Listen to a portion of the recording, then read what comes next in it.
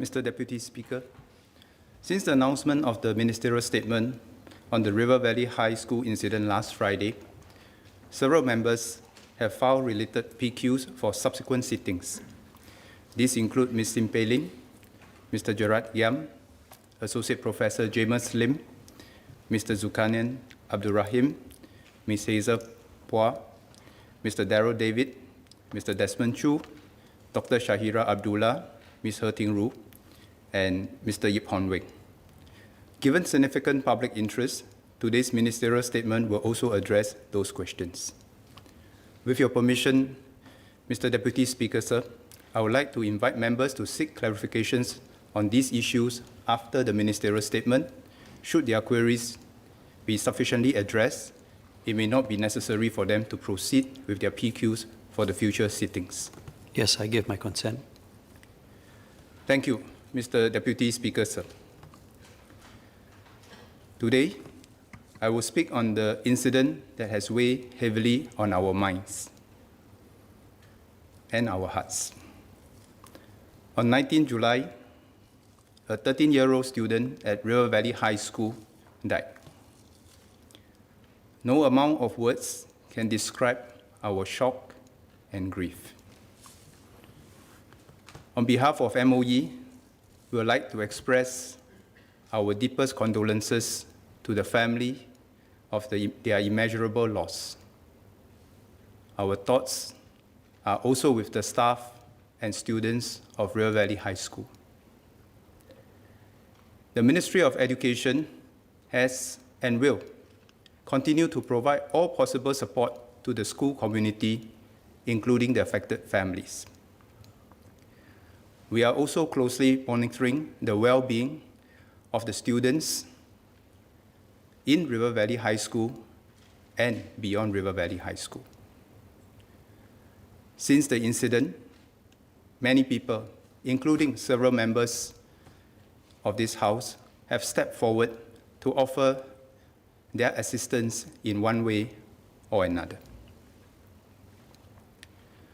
On behalf of the school and our education fraternity, I would like to express our deep gratitude to honorable members of the House and the larger community for your support, encouragement, and prayers.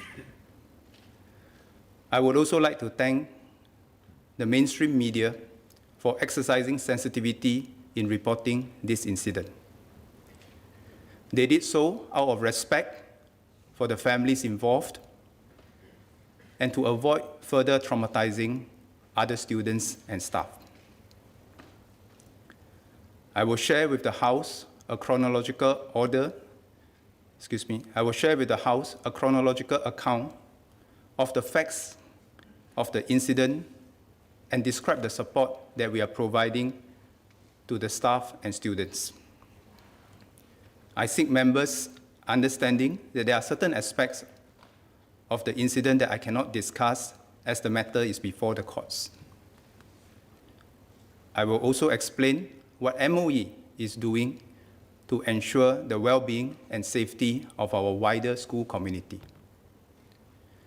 Finally, I will touch on the wider measures we must take as a society so that we do the utmost to prevent similar tragedies from happening again.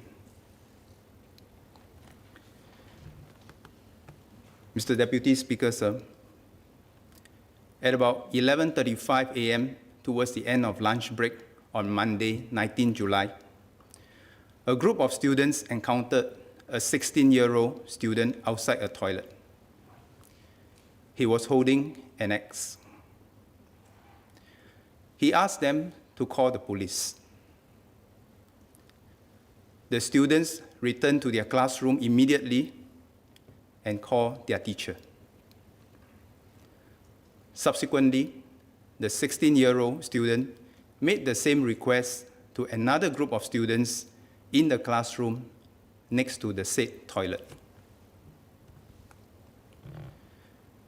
The students' immediate response was to apply the emergency run, hide, tell, lockdown drill.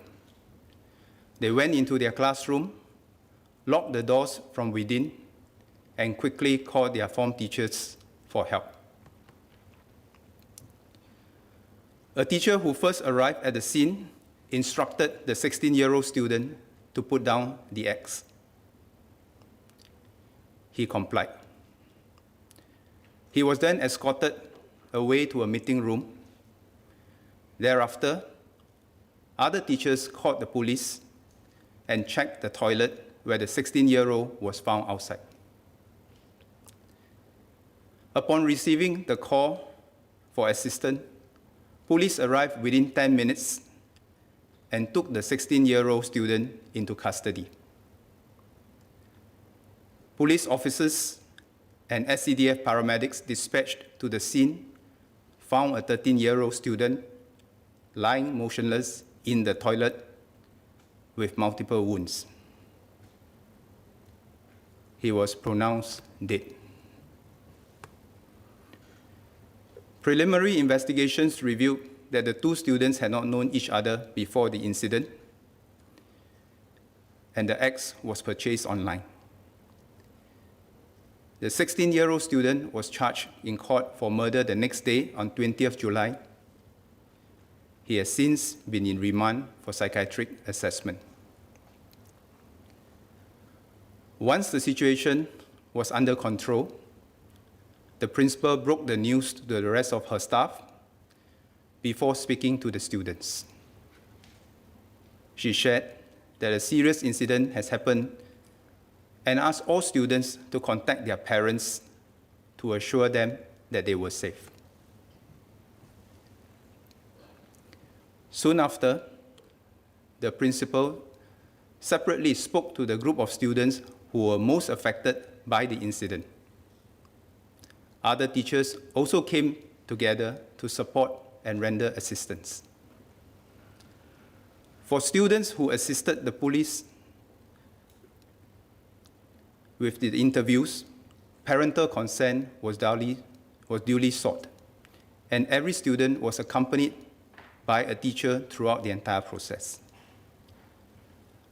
Other parents were also informed via Parents Gateway that a serious incident had happened in school, so they could look out for their children once they were dismissed for the day. From 3:15 p.m., students were progressively dismissed, with teachers stationed at various gates to give students and parents assurance. By the same evening, parents were informed that a member of the RV family had passed away. The school advised parents to monitor the well-being of their child. Parents who were worried for their child's well-being were encouraged to contact their form teachers to work out ways to support their children, both at home and in school. Mr. Deputy Speaker, sir, MOE's immediate priority was to render full support to the school. On Tuesday, 20th July, we set up a Caring Actions in Response to an Emergency, or CARE post at RV to provide psychological support to students and staff who needed immediate help, though it was a non-school day. Since last Wednesday, a total of 98 MOE care officers and school counselors trained in psychological first aid and trauma management have put aside their regular duties to provide much-needed support at the care post. Together, they reach out to affected teachers and students who are encouraged to walk in anytime they need someone to talk to. We know this incident has had a profound impact beyond River Valley High School. Together with my senior colleagues at MOE, I met with 350 principals from primary schools to junior colleges on 20th July, Hari Raya Haji. We discussed the situation with them and shared with them the resources they could tap on to identify students and staff who may display signs of distress so that they can be encouraged to seek help. When school resumed on the morning of Wednesday, 21st July, River Valley High School teachers, supported by MOE care officers and counselors, conducted check-in sessions with students to provide them with a safe place to share their thoughts and feelings. Students who wished to could return home. Teachers called those who were not in school to check on how they were doing. Students and teachers who needed time off were granted leave. Master teachers from MOE were deployed to take over some classes. Mr. Deputy Speaker, it will take time for the River Valley High School community to recover. Where needed, students and staff will be referred to healthcare agencies for professional assistance. Since the care post was opened in the school, about 540 staff and students have sought support there. Most heartening, within the school community, the students initiated their own small acts of kindness. Some distributed small gifts and snack packs. Others sent encouraging notes and sweet treats. Students are looking out not just for themselves, but also their teachers, and urging them to seek help where needed. The School Advisory Committee, Parent-Teacher Association, parents and alumni, as well as counselors from social service agencies and community, have also rallied around River Valley High School. This includes the counselors on standby from Boon Lay. All these speak volumes of the compassion and strength of the River Valley High School community. We have received many constructive suggestions, questions, and feedback in the wake of this tragedy. They fall largely into two groups: mental health and the security of our schools. I will address these two issues next. Mr. Deputy Speaker, sir, we know our young people face pressures on many fronts. There are family and peer relationship issues. Some students impose high expectations on themselves, while others have parents who place high expectations on them. Some students also have difficulty coping with the rigors of our education system. Over and above dealing with the problems of adolescents, they are all learning to cope with the pressures of a competitive, high-performing environment. Previous generations also faced their own considerable challenges, including poverty and war. But perhaps for our youths growing up in today's complex and fast-paced world, their challenges are intensified by what happens online, where comparisons are incessant and unrelenting, adding yet another layer of social pressure. This is why, as a society, we must continuously improve and strengthen our support system to better prepare our children to not only withstand the pressures they face, but also thrive despite these pressures. We cannot shield our children from pressure entirely, any more than we can shield them from the common challenges of adolescence. But we must do all we can to help our children find themselves and find their footing in an intense environment. Our approach should not only be to strengthen the overall system of support, but to engender a much more caring, much more nurturing environment in our society.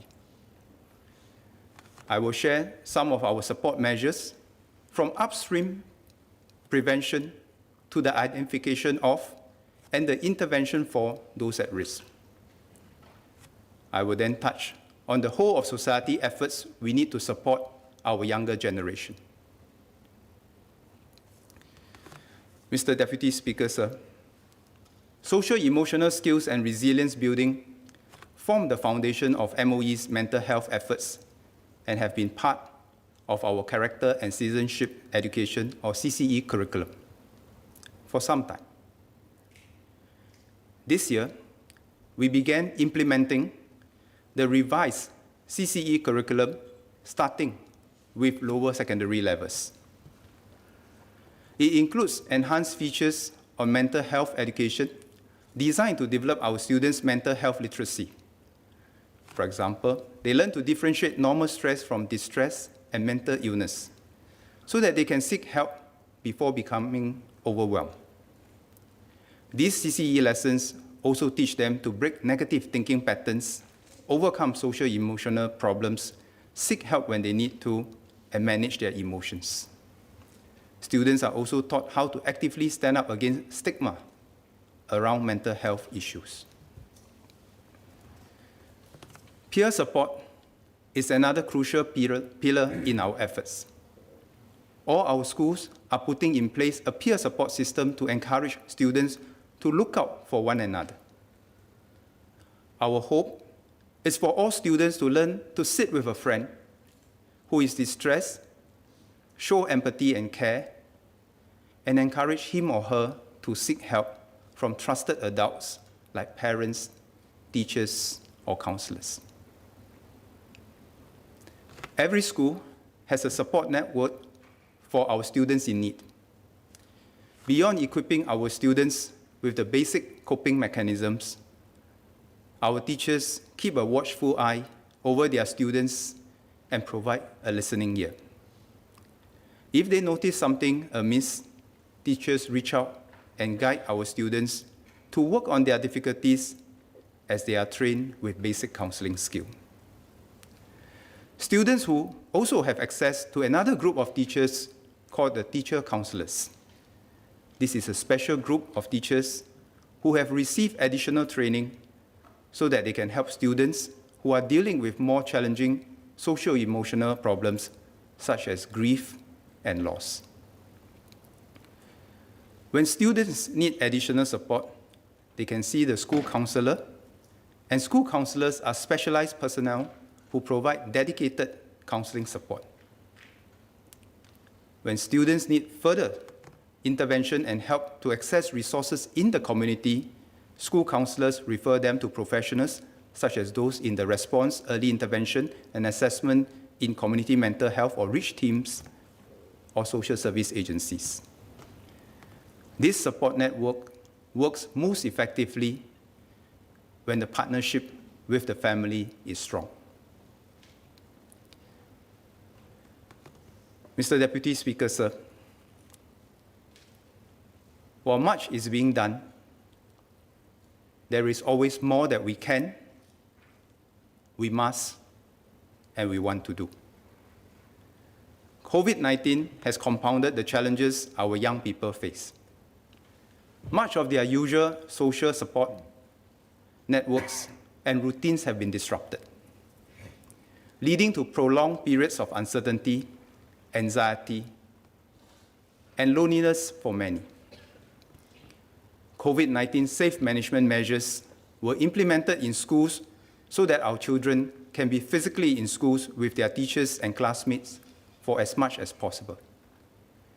At the same time, however, we have had to suspend many interactive and community activities like co-curricular activities, national school games, cohort camps, and learning journeys. These activities are avenues for our young people to build bonds and to grow up in a balanced way, both emotionally, physically, and psychologically.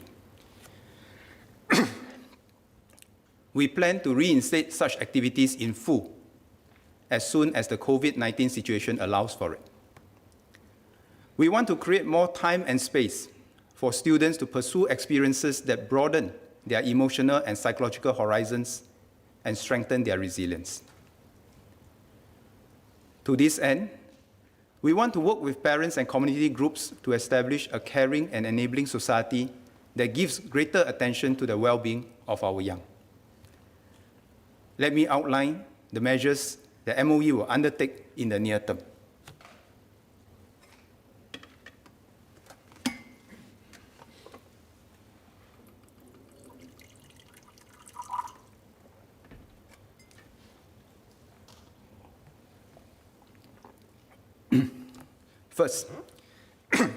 First, we will strengthen the support network in our schools. All teachers will receive enhanced professional development on mental health literacy as a baseline. This will further strengthen our ability to identify and support students in need. We also aim to deploy more than 1,000 teacher counselors in the next few years. This is an increase from the over 700 teacher counselors we have currently deployed in schools. Now, all schools have at least one school counselor, while some have two. Where feasible, we will recruit more school counselors or re-roll suitable educators to augment the counseling support network. For our students, we will bring back CCAs for secondary schools and pre-universities within the next few weeks, as more students complete their vaccinations. We are currently putting our plans together on how CCA can be conducted safely within national safe management measures. We will also dedicate more time and attention to checking in on the well-being of our students regularly. Schools currently have orientation programs for new students at the start of every school year. Henceforth, teachers will devote time at the start of every school term to check in on the well-being of their students and guide them to know how, where, and when to get help. Next, because of the disruptions of learning caused by COVID, we will remove the common last topics from the 2021 GCE examinations.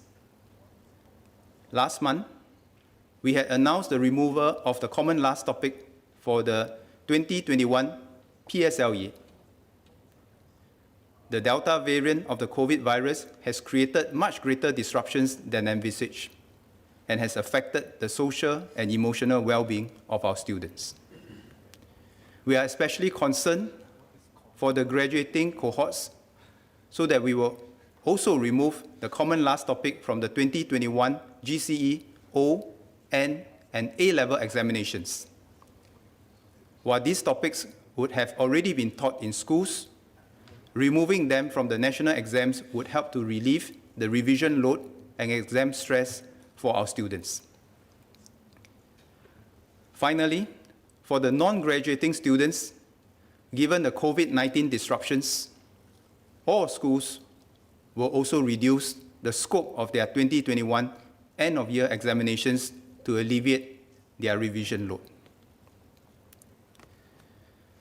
Mr. Deputy Speaker, sir, the mental well-being of our young also requires strengthening the continuum of support across schools, families, and our community. We are taking a whole-of-government approach to address these issues.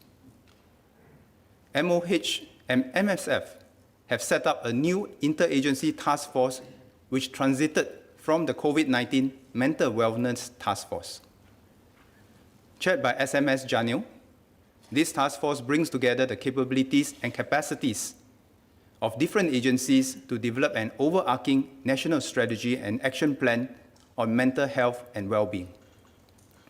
As a member of this task force, MOE will work with MOH and MSF to give focus to the youth segment.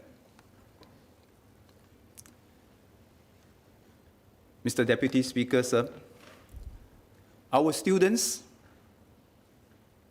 are also influenced by factors in and beyond schools. This tragic incident could have happened outside school as well. We will therefore need a whole of society effort to keep our children, families, and communities safe to avoid such a tragic incident from happening again. We need a communal safety net underpinned by a caring and nurturing culture for all our people, especially our youths, so that collectively we send them the unequivocal message that no one will ever be alone, and no one needs to be going through life's toughest moment alone. I'm encouraged to see that community efforts have already been gaining momentum. Since February 2020, people from all walks of life have contributed to the Youth Mental Wellbeing Network. They have identified gaps around them that they would like to address and are currently developing ground-up solutions to improve youth mental well-being. These projects include creating programs to enhance emotional resilience, bringing inspirational stories of hope to our youth, and increasing parents' emotional literacy. Since last Monday, the public outpourings of care and support has been overwhelming. We are deeply grateful that so many people want to help ease the pain of the RV family. At the same time, I encourage all of us to look within our own social circles and start from here. As parents, we all want what is best for our children. As they learn to navigate and face tomorrow's challenges on their own, it is not easy to know when to nudge them, when to stretch them, when to help them, or when to let go. Within our own families, we can all spend a bit more time listening to our children's thoughts and feelings. Let them share with us what they find stressful. Give them the space to process their emotions. Let us walk alongside them as they grow and learn to handle their new challenges. We can have more frank conversations with our children and families on the definition of success. As a parent myself, I've come to realize that success must be defined by helping my children to realize their own potential, develop their own strengths, and ultimately be confident in themselves. Success cannot, should not, and must not be the constant need to be compared with someone else and having to live up to someone else's image. The greatest gift that we can give our children is to accept and love them unconditionally and help them be at ease with who they are. As parents, the greatest assurance that we can give our children is to affirm them and give them the confidence to find their own ways. Mr. Deputy Speaker, we can all help our children learn the right behavior in the online and offline worlds. Do our actions and choice of words build people up or tear people down? As adults, let us set the right tone and example.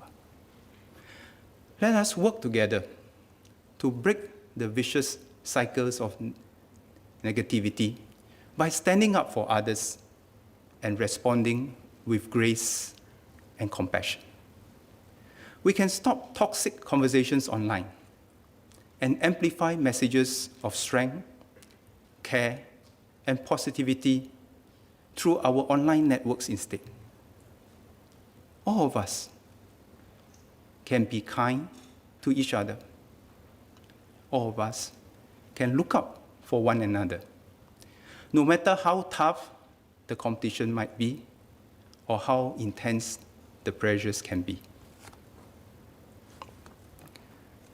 To this end, MOE wants to strengthen our partnership with parents through the parents' support groups in all our schools. We hope that parents' support groups will not only support the school, but also expand their role to connect with one another and render help to parents whose children and families need more support. I will encourage every parent support group to form a subgroup focusing on the mental well-being of our children and families. To the students and teachers who visited our care post at River Valley High School, I know it took courage for you to step forward and seek help. And I encourage you to continue doing so. To those who are struggling still, I want you to know that we are here for you. Reach out. Let us know if you need help, and we will do what we can to support you. I appeal to everyone not to stigmatize those who come forward to seek help, be they students, staff, parents, or families. Reaching out for help is a sign of strength and not weakness. Let this incident motivate all of us to take down our barriers and treat struggling individuals who step forward with care and compassion. Mr. Deputy Speaker, sir, let me now turn to the issue of school security. I have discussed this issue with school leaders, and they were unanimous in their responses. School is like a second home to our children and all of us. It is a safe place where values are cultivated, lifelong relationships built, and a shared identity forged. It is a warm and supportive environment that allows students with different learning needs and aspirations to discover their passions and develop their strengths. And above all, it is a trusted space. We have implemented various security measures in schools. For example, schools are secured with physical barriers such as fences, ruler shutters, CCTVs, and alarm systems that can trigger an alert in the event of an intrusion. Security officers also conduct spot checks and register visitors before entry into the school. All schools have a school emergency structure to deal with emergencies, to respond, recover, and restore the situation back to normalcy. They cover areas such as first aid, search, trauma management, evacuation, handling of casualties, and managing the Emergency Operations Center. Teachers are trained to respond to different emergency scenarios. School leaders, staff, and students take part in regular emergency training exercises to practice how to handle emergency situations in the school, including security incidents. The police and SCDF are involved in such training exercises and drills, which are part of the wider community safety net. In our efforts to enhance security at our schools, we do not want to compromise the quality of school experience for our staff and students. I've asked myself this difficult question. What would it feel like if I must empty my pockets, be frisked, and have my bag checked before stepping through my house door or school gate? Also, how would my fellow family members and students feel? How would we relate to one another in such an environment? Will it still be home? Or will it create in me a siege mentality? None of us wish to return home with metal scanners and back checks. But I can understand. Parents are understandably worried. The security and well-being of our students and staff is critical, and schools must continue to be safe places for students to learn, grow, and play. The real key to staying safe lies not with more intrusive security measures, but in prevention and enhanced community vigilance. We all have a collective role to play in looking out for potentially deviant or worrying behaviors and report possible threats in our midst. We do not want to turn our schools into fortresses which will create unease and stress amongst our staff and students. We also do not wish to paradoxically engender a siege mentality amongst students and staff, causing them to take extreme measures to protect themselves at the expense of a shared sense of security. MOE will continue to update our security measures in a targeted manner and apply them sensitively to balance the security needs without losing our sense of safety, trust, and homeliness of the school environment. With your permission, Mr. Deputy Speaker, sir, may I continue in Mandarin? Yes, please proceed.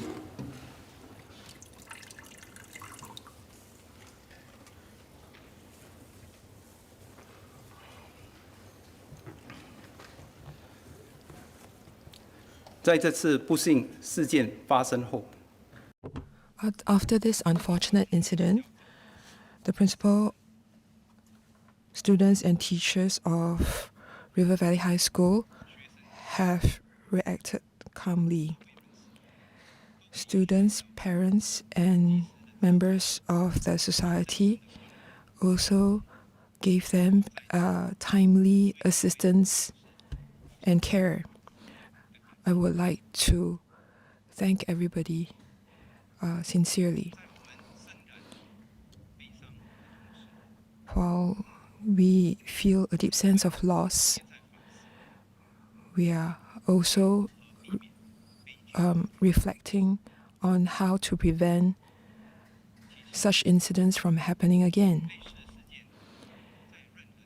In fact, no matter where we are and at what time, there's a possibility that such an incident will happen. Therefore, we have to approach this issue from three areas. From the school perspective, currently, all our teachers are trained in basic counseling skills so that they can support students in need.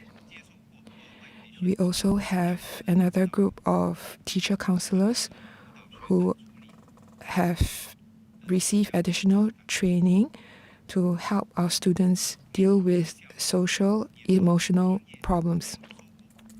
In every school, we also have specially trained school counselors to provide additional support. And they will work with professionals to ensure that students will receive additional help. Besides schools, we also need the support of parents. As a parent, I can totally understand our care and expectations of our children. We can spend more time to listen to our children, help them to discover their potential. I also remind myself all the time that I have to develop my child's confidence, but never through comparison with other people. Our own value is not defined by comparing with others. At the society level, a caring society as a whole is also important. We should not stigmatize students and families who seek help. We must be a good example and create a good environment for the society. As a parent, I understand everybody's concerns about safety in schools. Schools are like our children's second home. It's a place where they grow, learn, and play. Therefore, in terms of enhancing school security, we must ensure that school will continue to be a shared space that all can share and trust each other.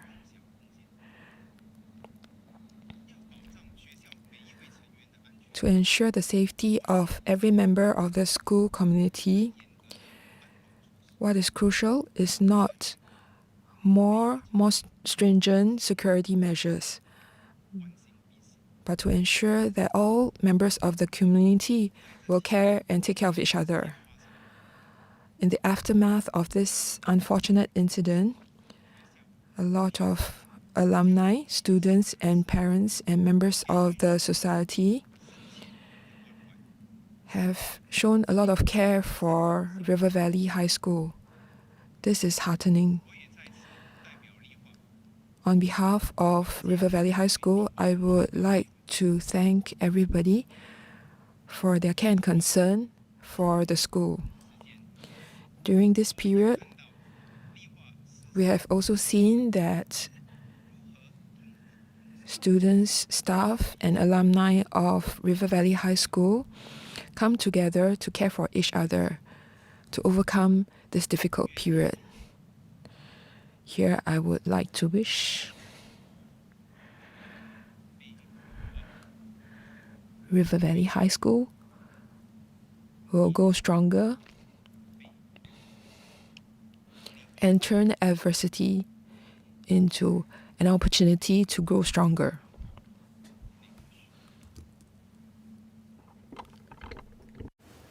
Mr. Deputy Speaker, sir, I visited River Valley High School on the day of the incident and spoke with the leaders, teachers, staff, and some students. I would like to commend the school for managing the incident well and on their grace and confidence under pressure. The students executed the run, hike, tell steps exactly as they were trained to do in times of emergencies. To the students of River Valley High School, thank you for showing care and compassion to one another. The teachers responded swiftly, demonstrating courage when engaging the 16-year-old and keeping the safety of their students as their utmost priority throughout. To the teachers,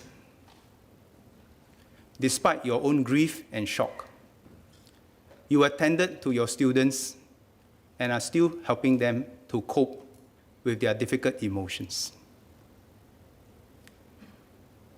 You put your students above you always. To the principal, who was on medical leave, thank you for rushing back to the school to personally handle the incident. I know how painful it is for you, but I know how you have kept this to yourself while putting your students, teachers, and staff interests before all else. All of us as parents are appreciative of the leadership, compassion shown by the school. It gives us confidence that our children are in good hands. To all principals, teachers, and school counselors across the entire nation who have been looking out for our children in their own schools, thank you for your dedication, commitment, and care. Mr. Deputy Speaker, sir, it takes an entire community to help look out for one another, to pick up warning signs that something may not be going well with an individual close to us, to provide support and comfort to those who may be troubled. May we stand united in this effort and be vigilant as we heal as a community and as a nation. I would like to conclude with some words posted on the RV tribute page, which has since drawn more than 3,000 contributions. Rest if you must. Cry if you must. For when your eyes can finally see clearly, you will see all of us standing in solidarity. Let us all join hearts and hands, work together. Give this our all, for our children are our future. My children, your children, our future. Thank you, Mr. Deputy Speaker, sir.